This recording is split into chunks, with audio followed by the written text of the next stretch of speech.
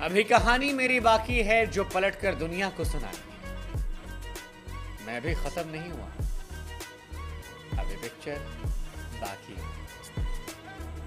हालांकि तमाम फैंस जो हैं वो यही कह रहे हैं कि यार धोनी को लेकर जो ये माहौल बन गया है कि एमएस धोनी रिटायर या एमएस धोनी थैंक यू अभी नहीं है। वो कह रहे हैं कि यार अभी बाकी मेरी कहानी है जो सारी दुनिया को सुनानी।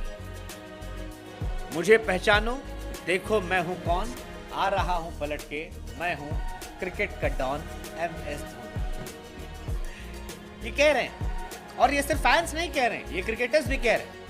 अंबाती रायडू जिनकी आंखें नम हो गई थी जब सीएसके ये मैच हारी, वो जडेजा जब शॉट नहीं मार पाई यश दयाल की 5वीं बॉल पर और रायडू गमगीन आंखों से खामोश हो गए। या बाद में वरुण एरॉन के सामने नाराज होकर कह रहे थे कि यार एक ट्रॉफी आरसीबीएंस को दे दो, जाएं सड़क पर दिखाएं। वो कहते हैं कि यार एमएस धोनी को 1 साल और खेलना चाहिए। धोनी का अंत ऐसे नहीं हो सकता, इस खामोशी से नहीं हो सकता कि वो हार कर बिना हाथ मिलाए चुपचाप रांची चले जाएं और फिर नजर। एक आईपीएल तो और बनता है। धोनी वो खिलाड़ी जो जनरेशन में कहीं एक बार, धोनी को नहीं। ये कह रहे हैं बड़ी बात, वो कह रहे हैं कि यार बीसीसीआई को इंपैक्ट प्लेयर का रूल हटाना नहीं चाहिए, क्योंकि इंपैक्ट प्लेयर का रूल हट गया तो शायद धोनी जैसे खिलाड़ी जो हैं वो फिर दिखाई नहीं पड़े। लेकिन हम चाहते हैं कि 1 साल ये और चले, 1 साल एमएस धोनी और रह जाए बीसीसीआई के ऊपर कि वो धोनी को खेलते देखना चाहते हैं या नहीं। वैसे बहुत लोग ये मानते हैं कि ये जो इंपैक्ट प्लेयर वाली कहानी है ये धोनी को लेकर ही बनाई गई, ताकि धोनी नीचे चुपचाप अपना खेल सके, 1-2 बॉल जो खेलते हैं और बाकी उससे कोई फर्क ना पड़े। वो कहते हैं कि यार ऋतुराज को अभी और पकना है और सीखना है, और अगर ऋतुराज को और सीखना है और कुछ करना है तो फिर धोनी का वहां रहना जरूरी है। कई कहते हैं कि नहीं यार हो गया, मैनू विदा करो, मैनू जाना है उस पार, धोनी का शो बैंड हो गया, खत्म हो गया यार। मतलब ठीक है, वो आखिरी छक्का सबने देख लिया, वो आखिरी क्रिकेटिंग रन जो धोनी को बनाने थे वो 110 मीटर छक्के के साथ हुआ। हर कहानी की हैप्पी एंडिंग नहीं होती। कईयों कहना है कि हो गया भाई, बस अब कितना करो। हालांकि जब आप सुरेश रैना जैसे खिलाड़ियों से पूछते हैं कि भैया धोनी का अंत हो गया, तो वो कहते हैं नहीं भाई, अभी धोनी 1 साल और खेल जाए, मैनू विदा कर। बड़े अजीब कश्मकश है। महेंद्र सिंह धोनी के सामने 17 रन थे, 6 बॉल थी, पहली बॉल पर छक्का मारा।